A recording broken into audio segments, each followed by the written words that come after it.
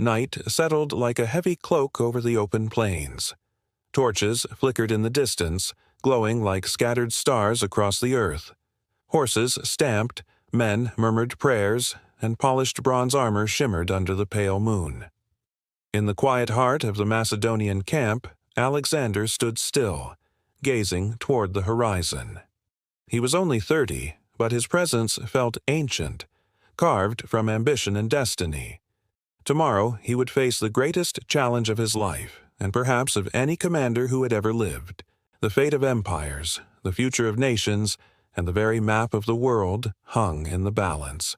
On that silent night, two worlds waited to collide. Across the plain, King Darius III of Persia prepared for his redemption. 2 years earlier, he had fled from the battlefield at Issus, abandoning his army and even his family. That shame haunted him, chased him across every whisper in his empire, echoed in every court. He could not allow another defeat. Not again. Not against this young king from a small mountain land who dared to challenge Persia, his ancient might. So Darius had gathered an army vast enough to shake the earth. Warriors from Babylon, horsemen from Bactria, archers from India, cavalry from Syria and Media, and massive war elephants ready to crush anything in their path. The Persian engineers had spent weeks smoothing and flattening the plain, preparing perfect ground for scythed chariots to slice through enemy lines. Darius believed sheer numbers and terrain would overwhelm the Macedonians. He believed the empire would rise again. Alexander believed otherwise. Before battle, Alexander walked among his soldiers. Some sharpened spearheads, others adjusted shields, whispered to the gods, or tightened saddle straps. He spoke calmly, not as a ruler above them, but as a commander among them, reminding them of their victories and the purpose that brought them to this far-off land. They were not thieves seeking plunder. They were builders of a new age. They were writing history with every step, every sword stroke, every breath. When night deepened, Alexander returned to his tent to plan with his trusted generals. Parmenion, old and wise, Hephaestion, his closest companion, and the hardened warriors who had marched beside him since his youth. They studied terrain, lines, formations. When plans were set, they slept. Across the field, Darius did not rest. His army remained awake, torches burning, expecting a surprise attack. Alexander knew this, and so he let his men sleep peacefully, minds sharp, bodies rested, hearts steady for dawn. Morning came quietly at first, gold creeping over the horizon. Scouts rushed to Darius with stunning news. Alexander was still resting. The Persian king, unable to understand such calm, believed it arrogance. Alexander simply smiled when told his enemy wondered why he had not yet risen. "I am not stealing victory," he said. "I take it openly." The armies formed. Dust rose like ghosts. The sun climbed. The world held its breath. Darius spread his forces wide, stretching across the plain, his war chariots positioned to tear apart enemy ranks, his cavalry ready to envelop from all sides. Elephants stood as living fortresses. Behind him flew banners of countless nations under his rule. Alexander placed his phalanx at the center, spears angled like a deadly field of pine, shields locked in shining rows. On the right stood the elite Companion Cavalry beside him, ready to strike like lightning.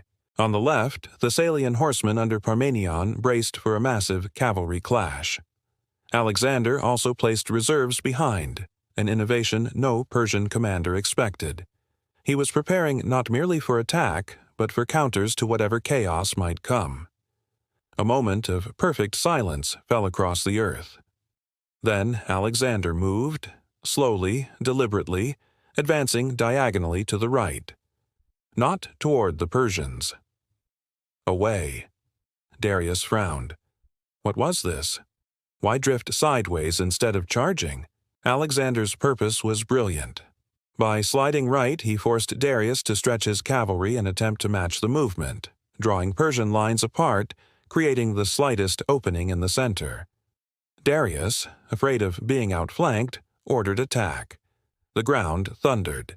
Scythed chariots charged first, bladed wheels spinning like wings of death. Macedonian infantry moved aside with precision, forming corridors. The chariots passed harmlessly through, only to be ambushed behind by troops waiting with spears. Arrows poured from the sky. Shields shuddered. Spears snapped. Horses stumbled and screamed.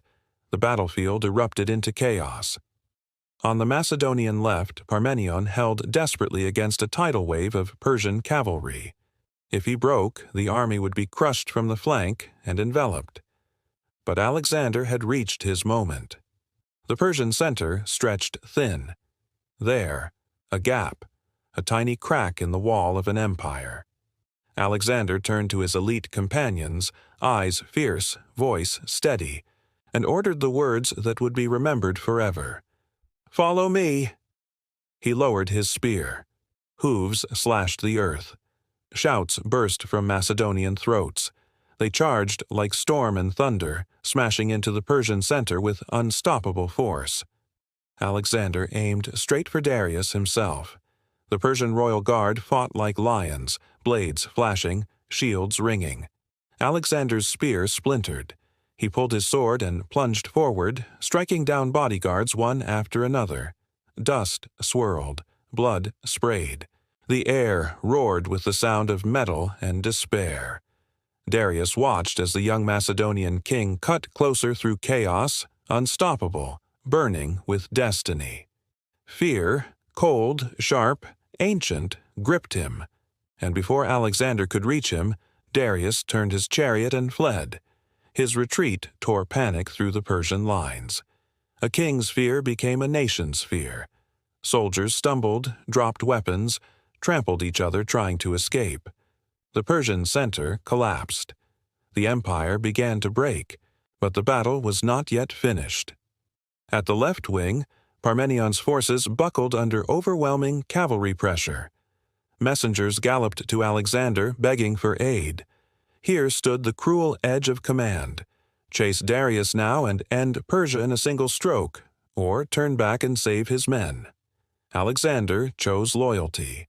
Without hesitation, he pulled his cavalry away from pursuit and hurled them into the fray on the left, shattering Persian riders and saving his line. Darius, meanwhile, fled into the distance. The second time he abandoned a battlefield before Alexander's advance, and this time his empire would not recover. The Macedonians pressed forward. Persian soldiers died where they stood or threw down arms and ran. Chariots lay shattered, banners fallen, the earth soaked with the end of an age. When the dust lifted, Darius was gone, his army destroyed, his empire broken. Babylon opened its gates to Alexander. Susa surrendered. The ancient world bent to a new master. Alexander did not just win a battle, he conquered history in a single day. The boy who tamed horses now commanded kingdoms. The student of Aristotle now ruled an empire older than the walls of Troy. At Gaugamela, Alexander proved that genius and courage could overcome numbers, fear, and tradition. He proved destiny favors the bold. He proved that some men do more than live. They reshape the world. In the silence after battle, among shattered chariots and fallen warriors, Alexander stood tall, breathing hard, armor dented, dust covering his skin, eyes fixed on the horizon. He had not yet finished. Ahead lay Persia's treasures, kings' palaces, and ancient capitals waiting to kneel. But right now, in this moment, he understood something deeper. He had stepped from man into legend.